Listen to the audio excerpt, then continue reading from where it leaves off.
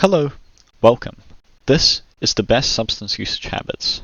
Starting with, why use in a healthier way? Many people can have this question. Drugs are generally not considered a very healthy thing, and people who do them are generally not ones to be super concerned with their health. But if you view it from the perspective of, I want to be doing this for a long time, I really enjoy it, this is not something that I want to give up because it's harming me, then why not do it in a way where it harms you less? I think this is a very good reason to use in a healthier way because you want to keep using, so why not make it better for you long term so that you can keep using for longer without as many of the health detriments. Starting with smoking. With smoking, it can be pretty simple. There are different smoking methods and there are clear, objective, healthier and unhealthier options available. Here is the general flowchart from worst to best. J's and blunts are going to be the worst for you because they basically have no filter and you are breathing in straight plant matter that has been burnt and then sent directly into your mouth and lungs.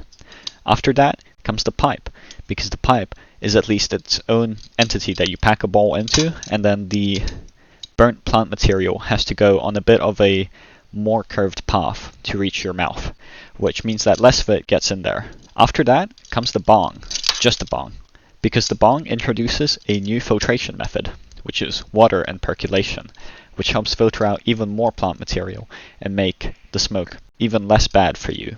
After that comes bongs with ash catchers or an ash catcher attachment, because you're just doubling the filtration, tripling the filtration with more ash catchers, which helps give you cleaner smoke.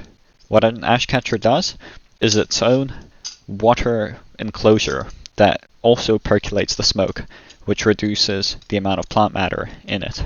After that comes carts, because with carts you are vaporizing, ideally, straight THC concentrate, which is not going to have nearly as much plant matter in it or other chemicals that you don't want to be breathing in.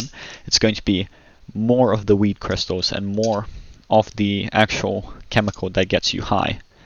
After carts comes dabs, because with dabs you are still burning the wax or concentrate. However, now you're not doing it through a cotton coil or in a pen, you're doing it in a quartz nail, which means that your wax only comes in contact with glass, and then you're also filtering it through water, which helps reduce its negative effects on you even more. Now, if you're still going to smoke blunts or J's, there is a trick for it to make it so that you breathe in way less ash, and that's your mouth position.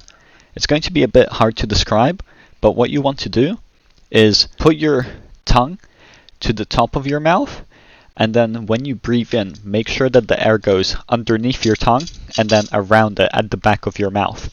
What it's going to do is it's going to make it so that if plant matter does make it into your mouth, it's going to get stuck underneath your tongue, and you can then spit it out. It may sound a bit gross, but I think you would much rather that than getting it in your lungs. So use this trick to your own benefit. Bong technique. What you want to do with a bong is put the bowl in, light it on fire, breathe in until the smoke fills the bong or even partially starts going into your lungs, and then stop breathing in while you still have a little bit of space in your lungs to then clear the bong, which means suck out all the smoke from it, take the bowl out and then suck all the smoke out from it, and then exhale. You don't want to hold your head in, that doesn't work for weed. You just want to inhale it all the way, make sure it goes into your lungs, and then exhale.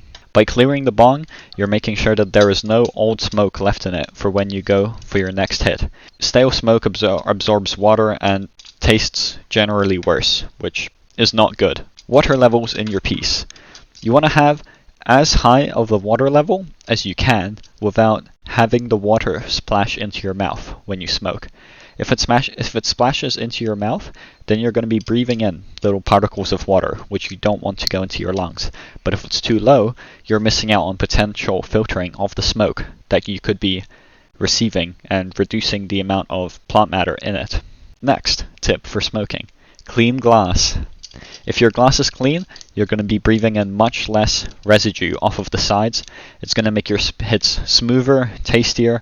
You're going to be breathing in less of that plant matter which is caked on your bong, or if you have ash floating in the water. all of that eventually makes its way into your lungs, so you don't want to have it clean your glass. Another tip for smoking is to take smaller rips of carts, because you really want to avoid damaging the coil as much as you can. So if you take smaller hits, it prevents them from overheating, which means you can use them for longer, and when you do use them, you are not breathing in burnt coil material.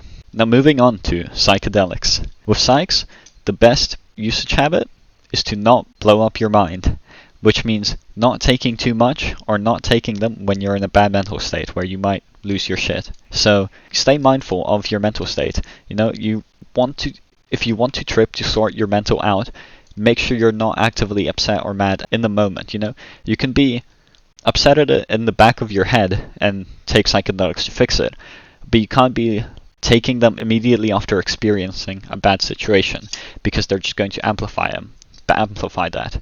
Or if your mental health is already really bad, it might amplify your bad mental health if you're not willing to confront it.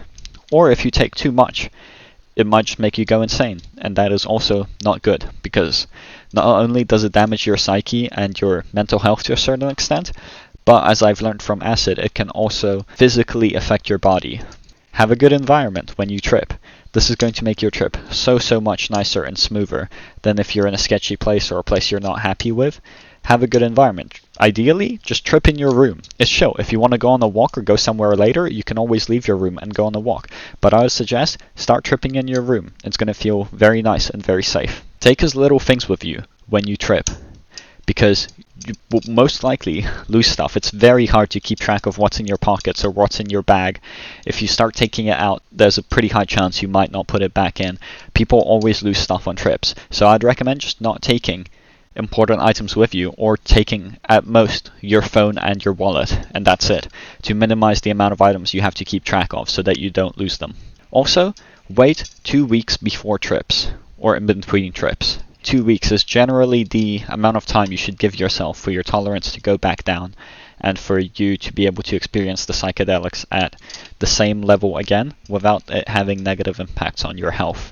I know when I was spamming psychedelics for a week straight, or when I was doing them every week, if not even slightly more frequently, I eventually got nosebleeds all the time. I would not advise you guys to do that, so wait 2 weeks in between your trips. Moving on to MD. Do it very, very, very infrequently. This stuff is pretty addictive and neurotoxic. You don't want to get hooked on it or fall into a habit of doing it regularly. Keep it to about 4 to 6 months in between, longer if you want to.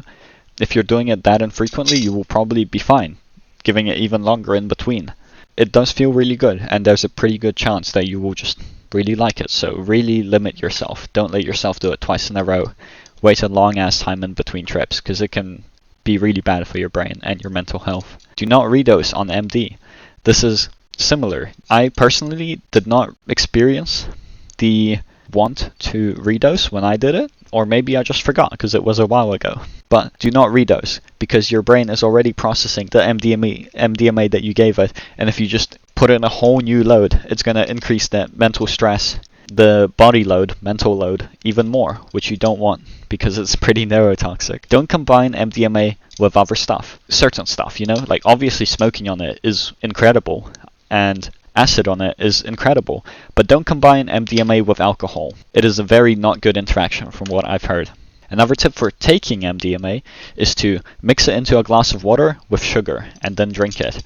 That will give you a way smoother and controlled come up than if you snorted it, or ate the crystal, or smoked it.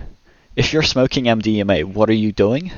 Eating the crystal is okay, but can be very unpleasant because it doesn't taste that good. However, drinking it, if you mix it into water, it dissolves very, very easily, and then if you mix it with sugar, it tastes quite manageable. And then you can just drink it, and your body will process that liquid over a set amount of time and make your come up way smoother and way nicer. And it will also last longer, which is good. You want it to last longer because you're going to feel very nice and you're going to wish it lasted longer.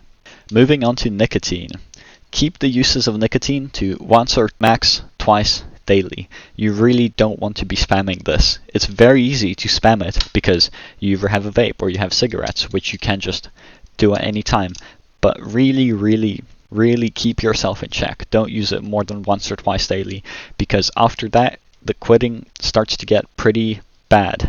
if you keep your uses to once or twice daily, then the withdrawals for if you don't do it for multiple days, when I was using once or twice daily, I had withdrawals come in on the second day after I didn't have any, and I always got a headache that lasted about 2-3 hours and then went away.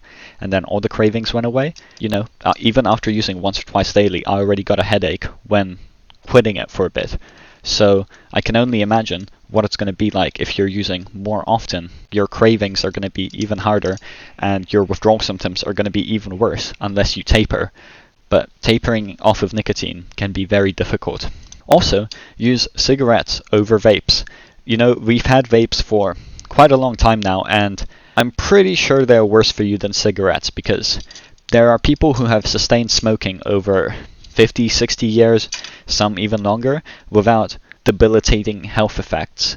However, with vaping, you really start to experience the negatives in 5 to 10 year period.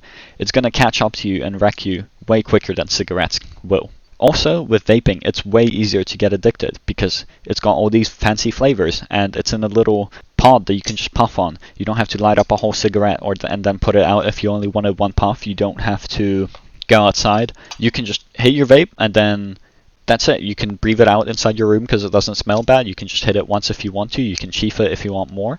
It's much easier to get addicted to vaping than it is to cigarettes. So if you really want to indulge in nicotine, use cigarettes. If you do decide to disregard all of these tips and use irresponsibly, this section is for how you would use in an irresponsible way responsibly.